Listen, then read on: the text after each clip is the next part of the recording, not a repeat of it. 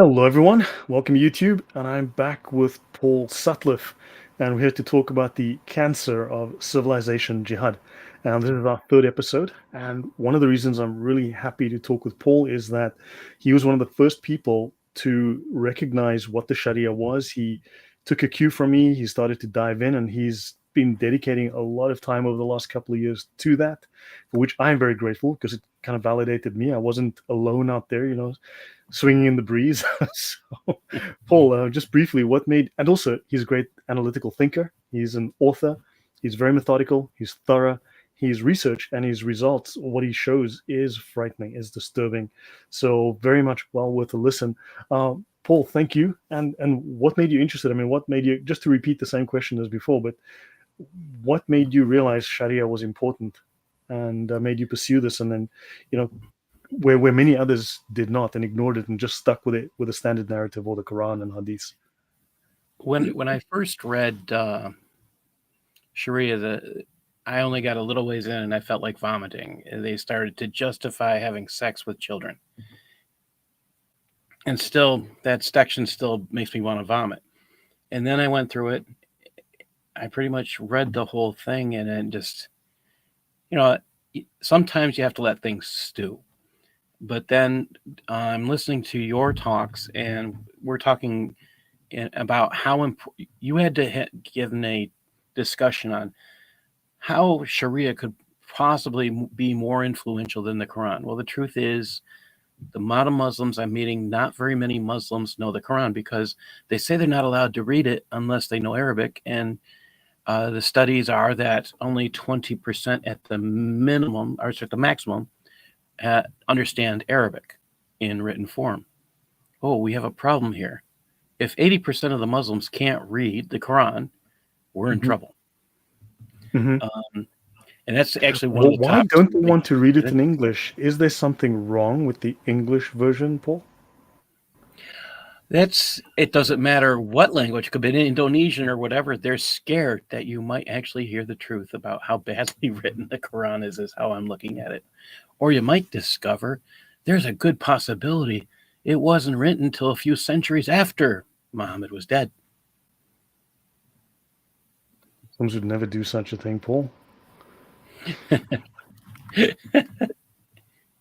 They'd never make up stories about Muhammad being a part of Allah, with Allah, before the beginning of time, before the earth was created. They'd never make up stories about how Jesus was made from the light of Muhammad and all the prophets were taken from a piece of Muhammad's pure spirit and then fashioned into humans, and that the spirit of Jesus, Abraham, Moses, David, Paul, you name them, were all actually just pieces, small, tiny fragments of Muhammad's light, spirit, wisdom, and knowledge. They'd never say things like that. Oh, you quote them quite well. Yeah, no, amazing. And then tell me what made you write books? I mean, how did you get into writing books? Because it's just interesting to repeat for the audience, but also just for me, because I have a memory like what's that thing that thing's I have a memory like that thing. A sieve you put water through and it falls through. Yeah, well, I got a memory like that.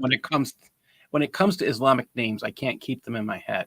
But actually started writing my first book was because I was talking with oh my gosh, it's a ways back. I was talking with an expert on what was happening in civilization jihad in the United States, and he said to me, "You need to write a book." Ryan Morrow. Yes, I follow him on Twitter. Ryan Morrow said to me, "You need to write a book." Well, I wrote a little bitty book, and I shared it with him, and then he says, "You didn't write the book," because I called it Stage 2 Infiltrate American Colleges. And he says, "You didn't write." Well, he wanted me to write a book on the International Institute of Islamic Thought. I wrote to Ryan, and I says, "Look, Ryan, you're the one who has military training. You're the one who has the background in this stuff. I am not brave enough to go to the places I need to do. In fact, standing in front of one of these guys who we both determined, actually many of us determined, who was the head of the Muslim Brotherhood in the United States, was scary because he was connected to Al-Qaeda, he was connected to Hamas, Palestinian Islamic Jihad. I can't name a terrorist group that wasn't connected to him. And I would have to interview him to do the book. Sorry. My background was a public school teacher, worked for the government a little bit, but never in the place where I had to, no offensive type stuff. And that just wouldn't work. I just wasn't ready for it. Funny, So Ryan Moreau, he actually follows me on Twitter. He actually started following me about 10 days ago. And I was quite surprised that he did so voluntarily. So, and would he be willing to maybe come on the channel and talk in the future? Do you think that would be a possibility? I think he'd enjoy it. I think you and he would be agreement in many areas.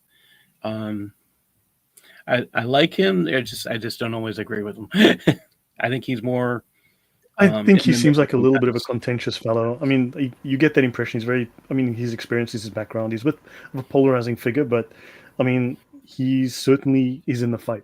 He's committed to the fight, Yeah. I believe.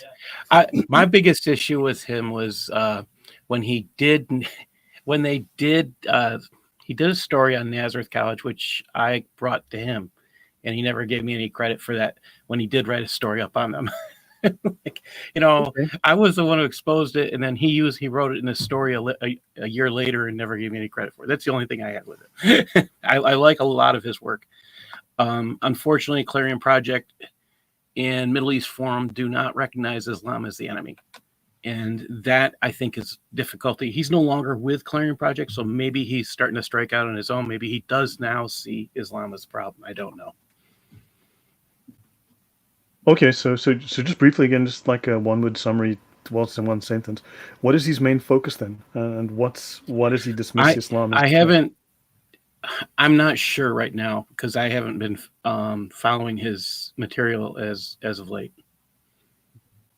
Okay, that's cool. Well, I mean, yeah. So, yeah, but your material is disturbing. I mean, the conclusions that you've reached, given the evidence. I mean, just the pieces of evidence alone sum up the problem. And when you assemble it all together, it's just a mountain of evidence. It's not like the individual pieces you've been feeding us are. You go like, I wonder if that could have any meaning. I can't seem to determine any validity to this for any. It's like it's in your face. And when you have like 30, 40 of those things, you're like, okay, this is gonna ruin our day. Well, this topic today I have for today is how is slavery legal in Islamic social norms today? That should be Right. enough to scare anyone. Yeah, why isn't the Muslim Brotherhood banned in the USA? That is a question because the Muslim Brotherhood was very well ensconced in the US government under George W. Bush, and then following that, with sadly, I think it was under the George W. Bush presidency that they really got momentum, and then of course they just remained in power under Obama, who accelerated that. But yeah, they bought. I mean, they bought out the Bushes to the tune of at least $1.5 billion. I would say go to paulsutliff.blogspot.com. Look up on the right, you'll see a whole bunch of keywords. Look up my resolution, and you will find a resolution I wrote to ban the Muslim Brotherhood within the United States. However, it's a joint resolution. It will not create a law. It creates the effect of law. It has the force of law, but it is not law. And it just recognizes that the Muslim Brotherhood within the United States has declared war on the United States. If they recognize that, that forces the alphabet soup agencies to go to work and to get them out if they're not from this country. And What would we want? Look, Islam, and it's acknowledged. I mean, it's well known fact. It's established. For instance, Islam mandates death for apostasy. This violates every Western law known to man. It violates our moral fiber. It violates our cultural fabric. Why would we want to permit an ideology that has this as part of its structure, inherent structure, into our countries? Why would we want them to practice? Why would we permit this? It makes no sense. I'm sorry, I missed what you just said. No, Islam mandates, for instance, death for apostasy.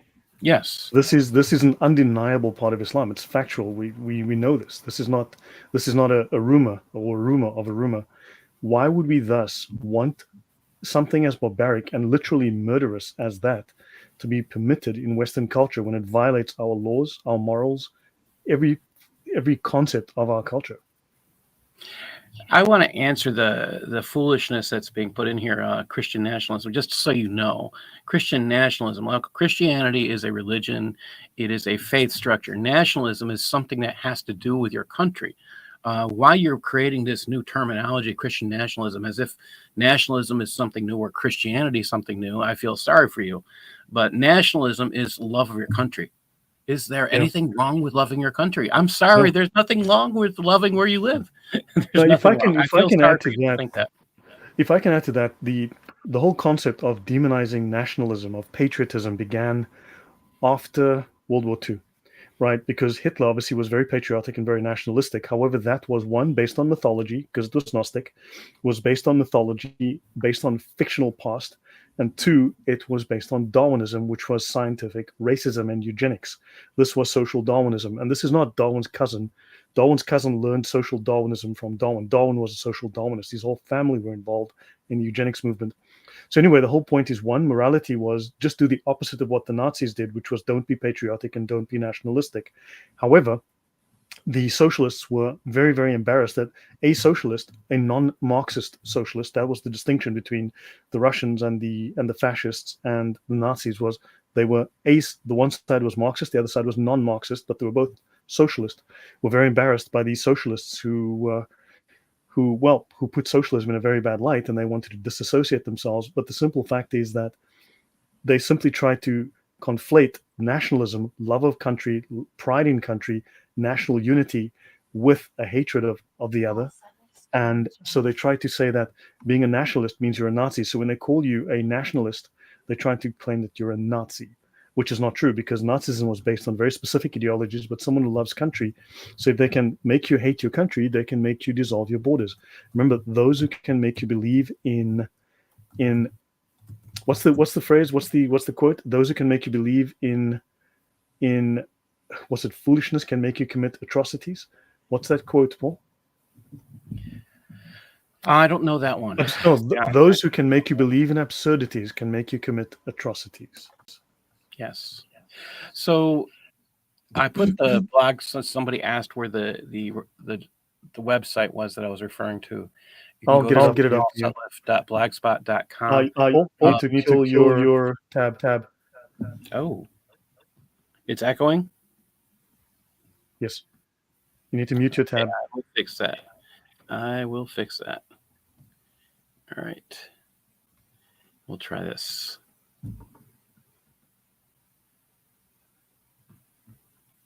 That any better? Say something, Lloyd. Okay.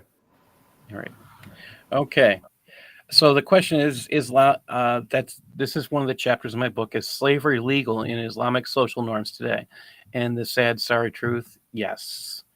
I wish it wasn't, but you have to go straight to the Quran, find out what this means. Surah 23, 1-6. Certainly, will the believers have succeeded? They who are during their prayer humbly submissive, and they who turn away from ill speech, and they who are observant of zakah, and they who guard their private parts except from their wives or those their right hand possesses, for indeed they will not be blamed. Now, those whom their right hand possesses is a direct reference to slaves. That's according to Quran X. Again, from their source. This is from Ibn Abbas. They notice the word slaves and the right hand possesses is put together. So it's not me making the claim, it's their authorities, their Islamic scholars saying that's what that means. So I'm not making this stuff up. It's right there. It's for everybody to see. And I just took this picture today. And this is, you think about that. We got Surah 33:52. Not lawful to you, O Muhammad, are any additional women after this? Well, let's see now. How many wives did he have? He went above the limit. Okay, because he can do whatever he wants. He can have sex with any woman he wants, according to this, according to their scriptures. Any additional women after this, nor is it for you to exchange them for other wives, even if their beauty were to please you, except for what your right hand possesses. Again, these are sex slaves that Muhammad had. Think about this. and ever is Allah over and back. Just there is constant references to those their right hand possesses. Again, these are sex slaves, and where do they get these sex slaves? Where do they get the slaves? The hadiths say this about Islamic slavery. Umar said, I came and beheld Allah's apostle was staying on Mashroba, the attic room, and a black slave of Allah's apostle was at the top of its stairs. I said to him, tell the prophet that here is Umar bin al-Khattab asking for permission to enter. Then he admitted me. Here we have another slave. Allah's messenger was on a journey. He had a black slave called Anjasha, and he was driving the camels very fast, and there were women riding on those camels. Allah's messenger said, "May, why, Anjasha, drive slowly the camels with the glass vessels, the women." And this is from Bukhari. These two passages are from Bukhari. Keep thinking. I mean, this is not. This is the one I was going to show, but can I'll just share the screen with audio. Yeah, I'll come back and do that one more time here. All right. Here we go. Oops, I did it wrong. Okay, let's try this one more time. I think this screen is really important. Oops, I pushed the wrong button every time. I got to get used to this. All right.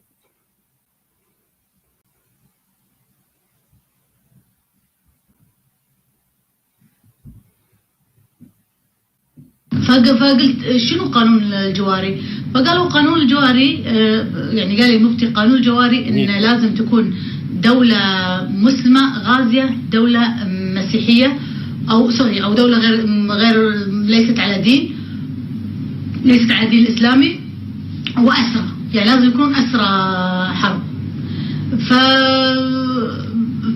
يعني قلت هل هو حرام؟ قال لا، بالدين مو حرام. الجواري ليس بالدين حرام، بالعكس الجارية قانونها غير عن قانون الحرة. الحرة عورتها كلها إلا وجهها ويدها، أما الجارية من السرة وتحت، يعني تختلف جدا عن الحرة. والحرة لازم بعقد زواج، وهذا الجارية لا، فقط يشتريها وخلاص كأنه يعني يتزوجها، فتختلف الجارية عن الحرة. طبعا هم كذلك هنا بالكويت سألت ناس مختصين متدينين وهذا، فقالوا لي صح مشكلة استغفر الله يا ربي الرجل أو الرجل على دين، يعني مو إلا ملتزم حيل، يعني يكون رجل سوي بدينه يعني ويكون عنده خير. الحل الوحيد إنه لازم يكون عنده يعني إذا لا يريد أن يأتي النساء بالحرام، يعني إذا كان يعني مبتلى بالفتنة، إنه يعني هذا هو الموضوع، إنه يعني I think this is disgusting. The fact that they would say that the only way for a Muslim man to avoid illegal relations, I say illegal things that violate Sharia, is to own sex slaves. Well, don't forget, she said legal, because in Islam there is no moral and immoral. There is legal and illegal, and through legal footwork you can change something that's illegal into legal, and vice versa. They are very, very close. Islam is very, very close to the Übermensch belief of Nietzsche, and this is where Islam and Nazis get along well together. Am I on a delay? No. Okay. Just the picture, I guess. Sorry, give me a second. My bad. No, were you sharing something or something? Yeah. No, I'm just wondering because I'm watching my picture go slow. All right. This is It's validity is the only way to prevent it, to prevent sin, is to legalize it.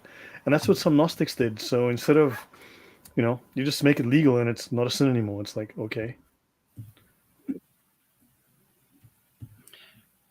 Trying to get us, I think I'm just a second. I want to share one more thing here I got, and I'm just trying to get this to work, and here we go. I'm going to share a screen of something I found about Islam, just so people who think I'm nuts can see what About Islam put out, and it's on their website today. I think sometimes we just need to share what Muslims are saying to other Muslims. And here we go. This is kind of scary. I mean, this is right off their site. As you can see, it's called About Islam. And let me just make life easier so we can see the whole screen. All right. It says, sex with slaves, what's the deal? And this was a question written in 2019. What would be the judgment for a man who commits zina with his female slave? In one hadith, I've read that a man called his brother and said, take custody of your newborn son from this female slave. He took the newborn son to the prophet, who examined the baby and said, it's your son. He said, I was shocked to read this. This is all that the prophet had to say to a man who had sexual intercourse with his slave. Why didn't he accuse him of zina? Did the prophet have no objections regarding unwed slave mothers? I hear that if a slave gets pregnant of her master's child and gives birth, then she is free, and her son is free. Is this the solution? A man having sex with a free woman is a sinner, but the one doing this with a slave is not a wrongdoer? I mean, he asked a lot of questions, and he says, isn't four wives enough in here? But here's the answer. Look how short it is. I mean, this answer is just, that's it. A female slave was under the right hand of her master, and he was allowed to sleep only with whoever was under his ownership. This was considered an indirect or special wedlock. It's not wedlock. They're lying through their teeth. It's slavery. I'm sorry. In fact, slavery falls in the Sharia under commerce. It's business. It's commerce. Yes. It's trade. It's goods. Yeah, exactly. And then they go on. They say the relationship itself was within boundaries and involved rights and responsibilities. Okay. As you own somebody. Okay. That's what this is all about, ownership. And it's not adultery is what they're saying, because you own them. They're a physically owned entity.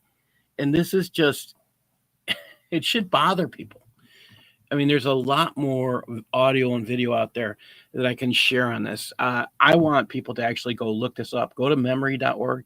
I was surprised this week because I was looking for this debate that I put into the book. And it was a discussion. And for some reason, Pakistan has taken the discussion down. I think it's because they got a lot of interest in it, because it was revealing the Muslim love of the war in Israel, where they were thinking they could go in, the Muslims could go in and they could sell the Jews that they took captive. Oh, because the Muslims in the debate were like, yeah, we go into Israel, we kidnap during wartime, we have a war, we take as many as we can kidnap and as captive, and we sell them as slaves. Oh, I would love to have a slave. And that discussion is in the book, but right now the video is no longer available. I found that fascinating. Wow. This is let me see if there was just pieces in here that got I had a good laugh with this when I was looking at it, and I like, how can people actually get away with thinking like this?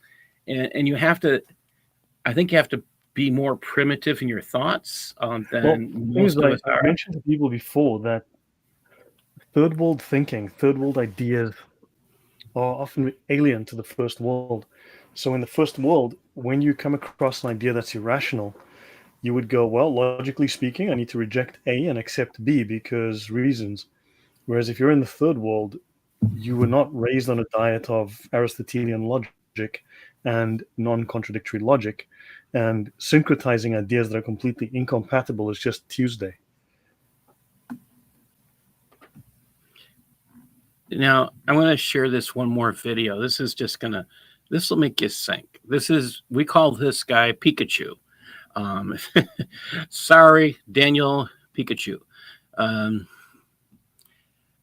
His nickname is Pikachu because of his name, but it kind of fits.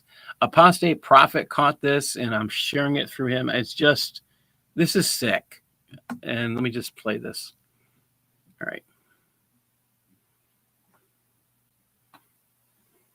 I'm arguing that Sharia law is superior to human rights because Sharia rule preserves marriage and family. So Harris, you want to criticize Islam and call Islam barbaric for having slavery, but imagine if I asked you this question.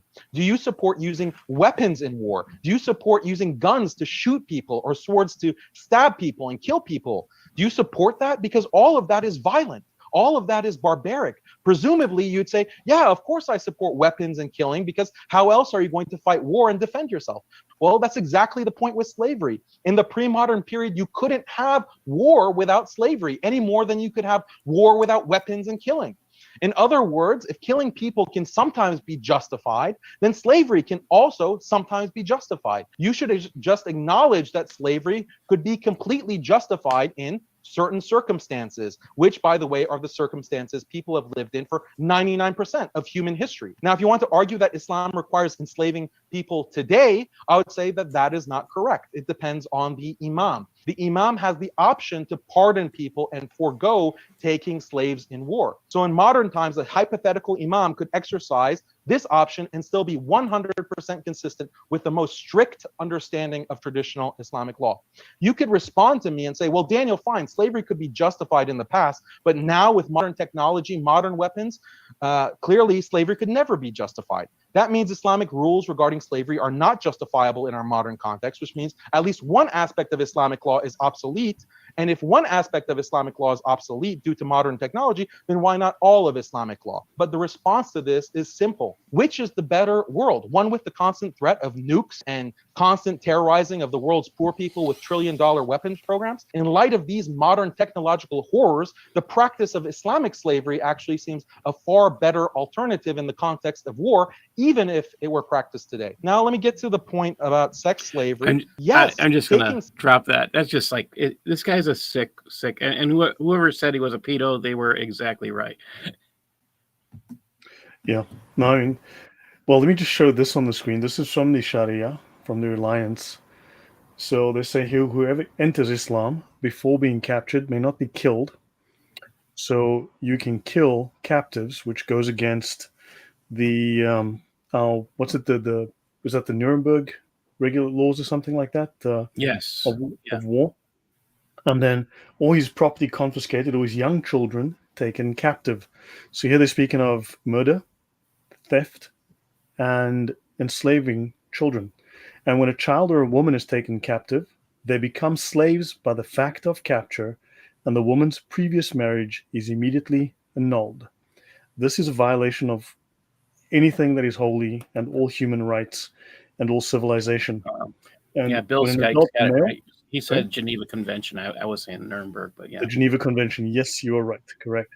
And when an adult male is taken captive, the caliph considers the interests of Islam and the Muslims. He decides between the prisoner's death, slavery, release without paying anything, or ransoming him.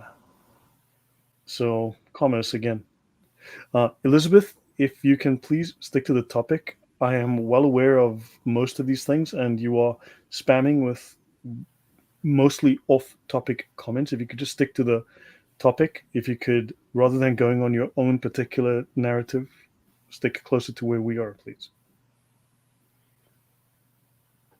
Yeah. So this is kind of scary stuff as a whole, because to think about a group that allows slavery today. Well, this week, that's what I'll bring up. This past week, there was an actual mission by the United States and Israel, and they freed, guess what? A Yazidi that was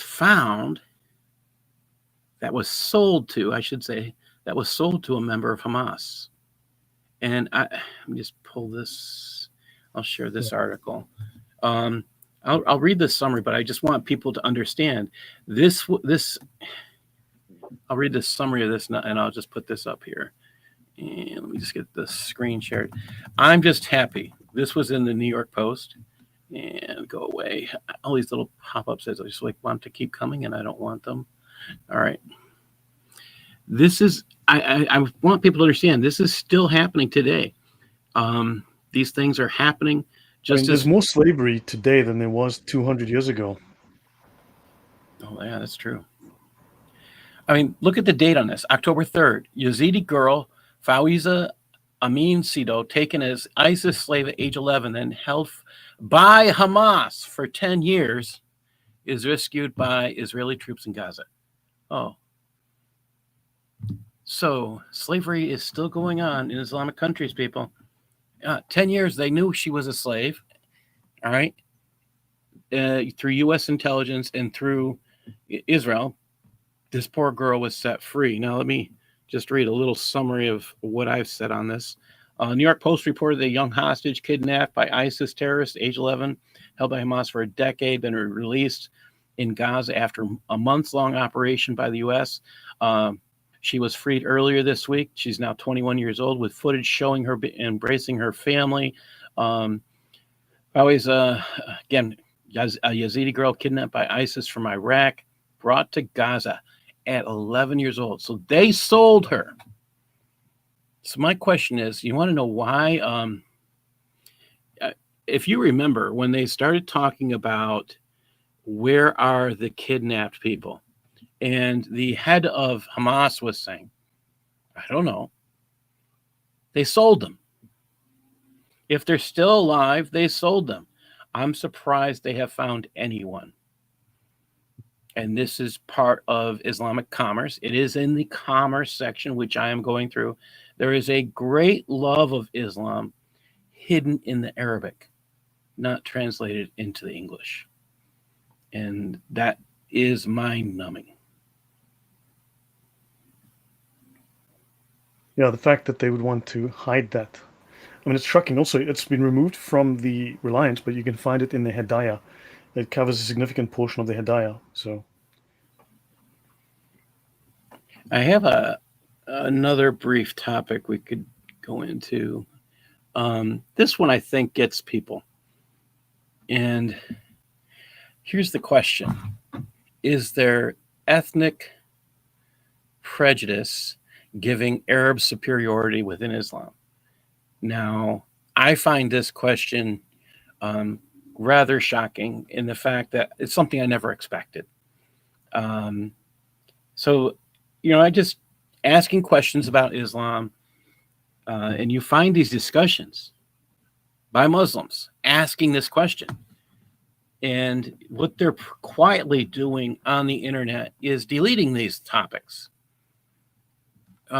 Even on Islamic sites, they're getting rid of them. So this is problematic. And I'm noticing things are disappearing. I'm watching, but let's think about this. And I think I already mentioned this. When you start looking at the percentages of stats, can Muslims read Arabic? This is something I wrote, but again, I'm still finding this problem today. I mean, I tried finding the stats of what percentage of Muslims can read Arabic. Try typing that into your Google search. You won't find the answer. I've read it's at most 15%. I mean, that's the number I've been working with. And I think it's actually less than that, because we got to talk about who can read classical Arabic. And that's the other issue, because most Muslims can't even, who are Arabic, don't understand classical Arabic. And I think that's another issue altogether. You can get somewhere, but you can't, you have difficulty. And I know people who read the Quran, that's the other issue. 15% may be generous. And we're being generous here when we're saying 20%. And if we give it that way, does that mean 20%? Those Arabs, I'm just picking on Arabs. Is there superiority given to them? Well, if you can read Arabic, does it make sense if that's the Allah only language only you're allowed accepts to read it? worship in Arabic. Remember, He only accepts your prayers in Arabic. So if you pray in another language, Allah doesn't hear you. So what does that say to those people who are praying in a language they don't understand? I find that mind-numbing. I could not do that. You couldn't pay me to do Because that. Allah is very bad with languages and not very smart. Does it tell us Allah's not I very think, smart and doesn't do well with I languages? think that means Allah is not the creator of different languages. So who is? This is pretty sad statement on little Allah. But here we go. The hadiths give Muslim Arabs superiority. This it says the messenger of Allah said, indeed, Allah has chosen Ismail from the children of Ibrahim, and he chose Banu Kinaya from the children of Ismail, and he chose the Quraysh from the Banu Kinaya, and he chose the Banu Hashim from Quraysh, and he chose me from Banu Hashim. I mean, very, very ethnic superiority type thing. So that's one hadith. There's another one. It says word for word, pretty much the same thing. And this is from Sahih Muslim. Well, I feel sorry for them that they don't know these things. For Muslims that don't know that they have such they love to put Arabs on a pedestal. It's pretty much doctrine. And I think that should be shocking. It should bother everyone who is a Muslim that this is done, but it is part of their belief structure. There you'll find people who go to, if you actually went on that nice little Hajj and you saw all these people they were black, they were all different ethnicities, but they're supposed to defer to anyone who's Arab. Yeah. This is kind of mind-numbing. Again, we have it here. Al-Abbas came to the messenger of Allah, and as it is, he heard something. So the prophet stood upon the minbar and said, "Who am I?" He said, "You are the messenger of Allah." He said, "I am Muhammad," and again, he's talking about how he was created. "I am Muhammad bin Abdullah bin Abdul Muttalib. Indeed, Allah created the creation, and he put me in the best group." Oh. Again, this is pushing the concept of Arab superiority. I think Darcy's right. Yep. Because if these are the scriptures, I'm now of the opinion that they were probably all created about the same time. 8th century is my belief. But And Usama and Saint Murad all confirm that the Arabic in the Quran is very ungrammatical. It's really bad Arabic. yeah, it's something we discuss a lot, and I'm having some fun with the fact plurals mean 3. So when Allah refers to himself as a plural, I want you to think about this. Is he approving the Trinity? Something to throw back. All right, let's go back to the topic. This one. Now, I'm having a problem finding, again, once you start looking at this topic, you're going to find stuff starts to disappear. And even archive.org is down today. I don't know what's going on. But they've been deleting books. They just deleted 500,000 books last month, and they are deleting books by the ton right now. So in other words, archives are disappearing off archive.org. We're losing books at a rapid rate. So someone is pressuring them to delete the past, and that is actually pretty scary. It is. Wow, that is very much 1984, Fahrenheit 451. Yeah. Yep. This comes from one of those books, one of those sites. The fact that Allah Most High has chosen the Arabs over other nations is affirmed and rigorously authenticated hadiths of the Prophet. May somebody bless him. But he needs some blessings if he's in hell, I guess. I don't know if he can bless somebody. Yeah. He said, on the authority of him, he said, I heard the messenger of Allah, may Allah bless him, grant him peace. Verily, Allah has chosen Kana. Again, you see this whole passage being repeated. He's chosen me from the Bani Hashim.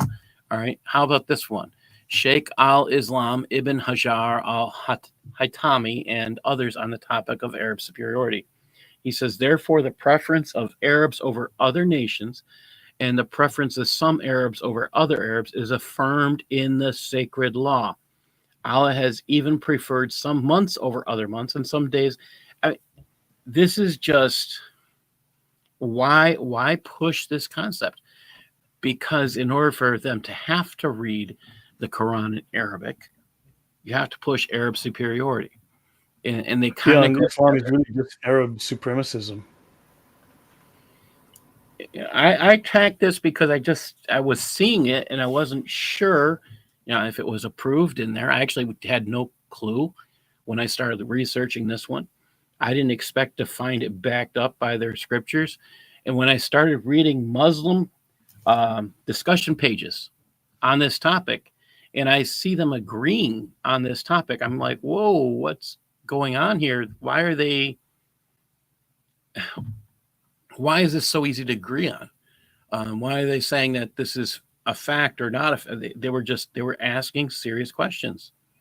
And this is Islamic virtue. I downloaded this website Yes. some time ago, and this is from the website called Islamic Virtues, and it's about the superiority of the race of the Arabs. That is the one I'm talking about. That is the very article I'm talking about. Over non-Arabs, and I downloaded this to my hard drive, so I have a copy on my drive in case it ever disappears.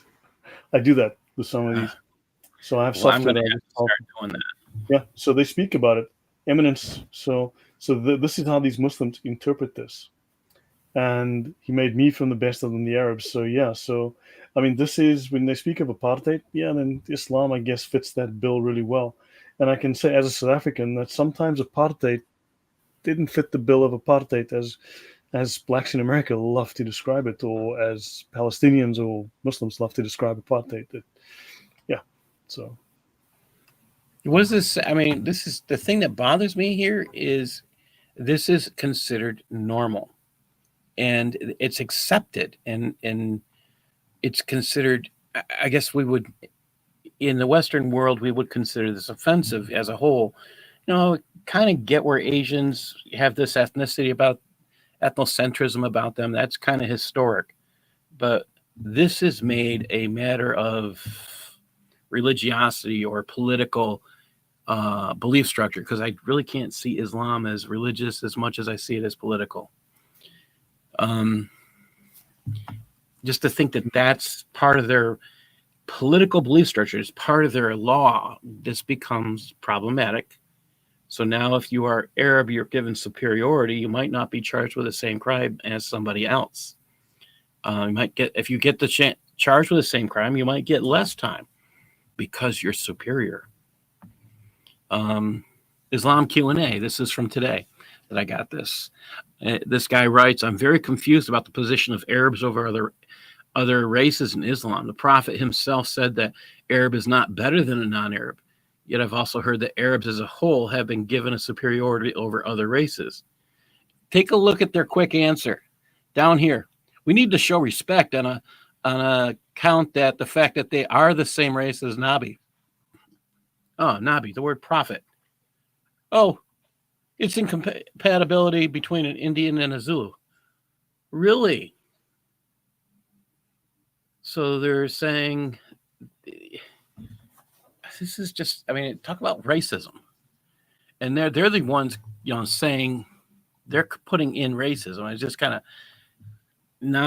kind of mind-numbing that this is in here. I'm just doing a little bit extra research before the show, and I'm finding this stuff. It's just shocking. wow. Yeah, I don't know how much time we have left. This one, I mean, this is the complete opposite of the gospel, where there's no, which stated there's no Jew, no Gentile, no male, no female, which wasn't an endorsement of wokery or transgenderism. It simply meant equality in dignity, equality in terms of the acceptance of your worship. So this was, do not make distinctions. Unity was more important than division. Whereas Islam, there makes a clear division. And this also could send a message, like we talk about in the Western world, how you want to stop things from being united and stop things from moving forward, cause division. Well, Islam started with division. They don't want unity except for the concept of Muslim unity. And there's never any true unity in Islam if you have superiority of one group over another. So this is actually a statement about the coming failure of Islam, the inevitable failure of Islam, because you can't survive. This is why they're constantly at war and killing each other. But One it also group is says that they won't integrate. They don't integrate, which tells you. And this also is why you see so many Sayyids, because everyone's trying to be part of the family lineage of Islam, of of Muhammad. So everyone's a Sayyid. I mean, which is 99% fake anyway. But this is just what they want, so they can claim some kind of lineage and give themselves some legitimacy. Tribal supremacism. That's actually a good point. I see this as a huge issue.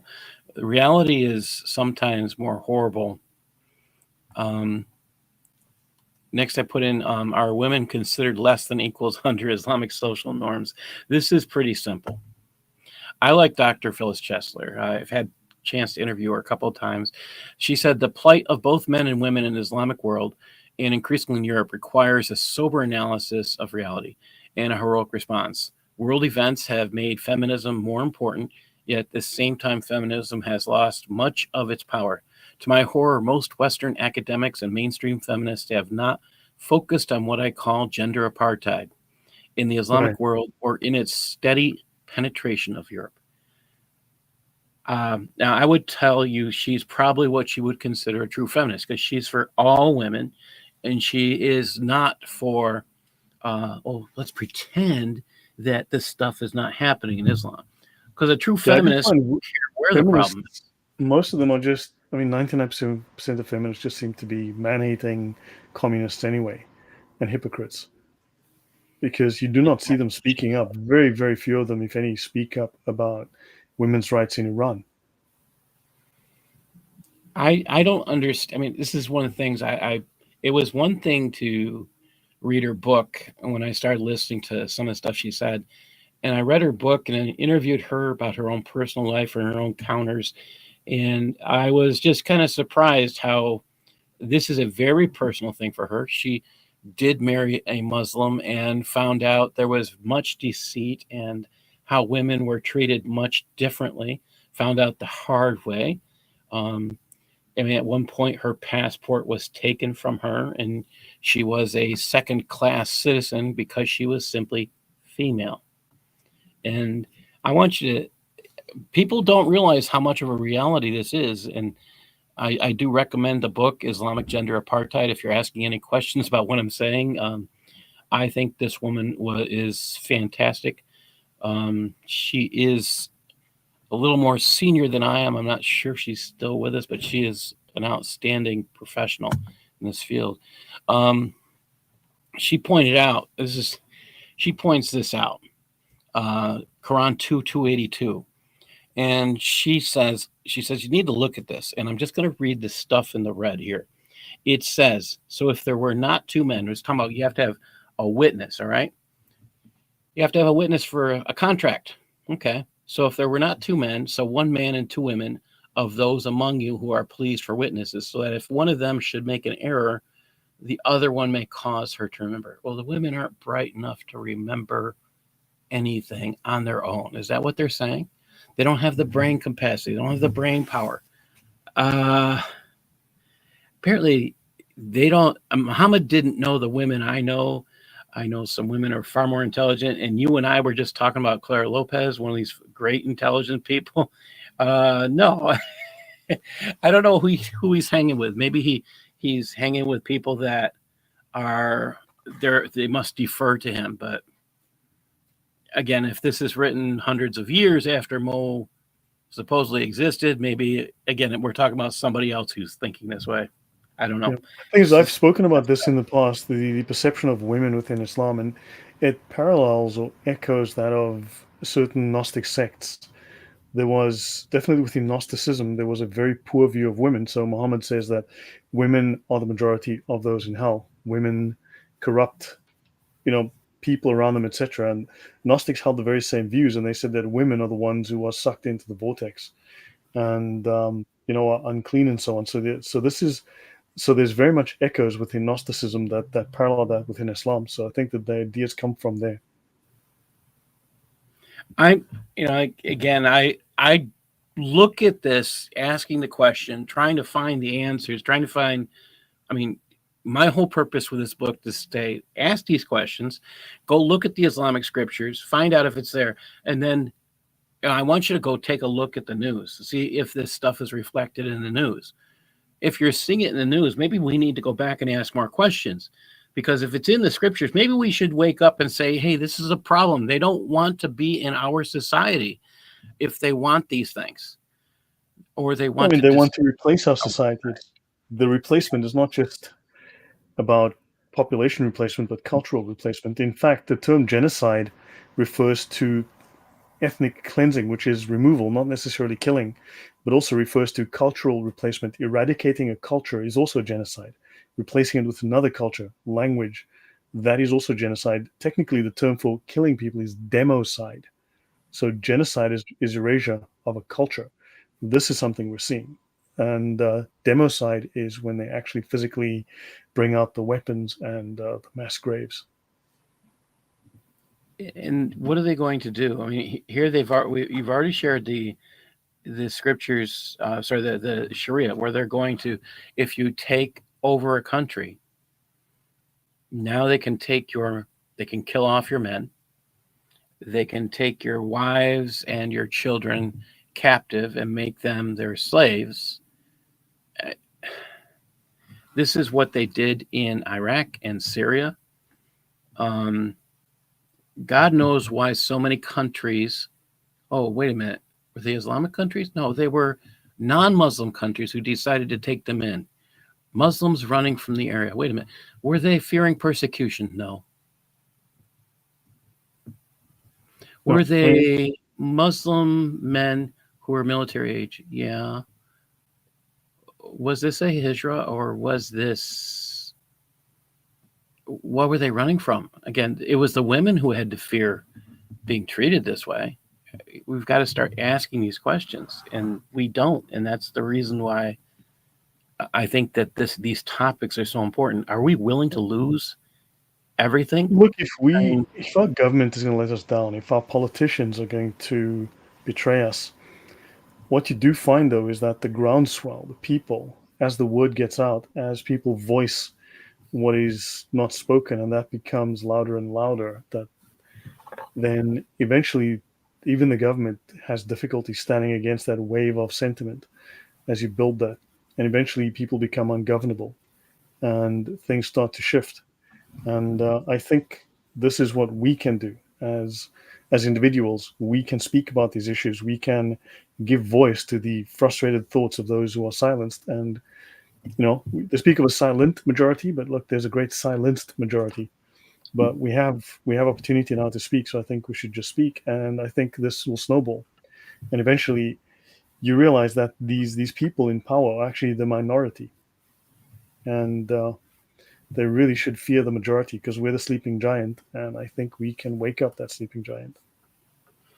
I think if you want to live under Sharia, go home to whatever country you think is the best place to live that is run by Sharia. Please go live there. Yeah. If you're female, I challenge you to try and live there, and then say you have as many freedoms as you do where you live currently. Yeah. It won't these people don't make sense. Be home soon. Yeah. Yeah. Also, there's a comment here. People should take notes from Poland on how to deal with these heretics. Before I tried to buy a property here in Poland, I had a very different view of the country after trying to buy a property here. And basically, when the Polish government and the financial institutions tied me over a barrel and gave it to me up the ass without Vaseline, I have a slightly different view now. So there's a lot that Poland does right, but yeah, from my perspective, at least as an immigrant, yeah, there's a few things that it might want to fix. So maybe they're a little bit too enthusiastic in treating legal immigrants like myself as on a not too different scale to illegal immigrants. Just so by the way, it's a very sensitive topic with me right now. I think, just speaking on women, again, looking at women, I think a good many people that are here I know Darcy, and I know many other women who like their freedoms. What will we do? I mean, if we allow Islam to take over, where will your wives be next? Where will your children be next? And Islam has already defined that. It's in their law. This is their end goal. And this is why the title for the book, which came to me first before the book got written, The Cancer of Civilization Jihad. This is a plan. Agreed. It's a horrible, horrible plan. Mm-hmm. We can stop it. I believe just by speaking about it, making it public, be too loud to be heard. Be that grain of sand that grinds their gears. One grain of sand maybe doesn't do a whole lot, but you know what? A few of those and those gears start to grind. Just be that grain of sand that turns into an avalanche. Grind those gears, bring them to a halt. I think just speaking about these issues, and remember, we can say, well, look, we don't have the majority, we don't have billions of dollars. Great. You know what? Jesus did his work with 11 people, right? He only needed 11. And there's more than 11 of us on the stream right now. We can do this. Those are my thoughts. Paul, I'll leave the last word to you as we wind down. I'll say, find your local politician, send them this book, The Cancer of Civilization Jihad. Send it to them. Maybe they'll wake up. That's my biggest hope. Not necessarily the book sales, but all I want is for people to actually wake up and see that, again, this is reality. The research in there, it took me between 2 and 3 years to write the book. That's a long time. I probably could have done it quicker, but the truth is I needed to swallow some things and take some time thinking about what I was reading and doing the research. Is just some of that stuff is scary to think that this stuff is on the way. Yeah. No, but yeah, look, I'm glad you're doing it. I mean, I'm glad to talk to you about these issues. I'm trying to do not just the Quran, the Hadiths, but also talk about topical issues, social, educational, cultural, political, military, whatever the case might be, because these are important. And we need to be involved in what's happening in our communities. We need to speak up. If we're being let down by the media, by governments, we need to do something about it. We need to speak honestly and truthfully. So this is what I hope we can do by talking about these things factually, painful and difficult and unpleasant as they are. We need to be as honest and factual as possible. We bring the receipts, we bring the facts, we bring the evidence. So yeah, and I think this has to be a groundswell from the bottom up if it's not going to come from the top down. So guys, thank you. That's it from me. I'll call it a night here. Tomorrow I'm on with Usama Dakdok. That's going to be a very interesting conversation. So please check the channel for the description. And we'll be on tomorrow evening about 7 p.m. I think. So again, final word to you, Paul, before we call it a night. Don't give up the fight. Don't give up the fight. If anything, fight harder, fight longer. Create a local patriot group. Get your churches involved in learning what's actually happening, because we have too many cowards out there afraid to speak out. Yeah. As the very wise Rocky Balboa said, you take the hits and you keep moving forward. So good night, guys. God bless. See you soon. Bye. God bless.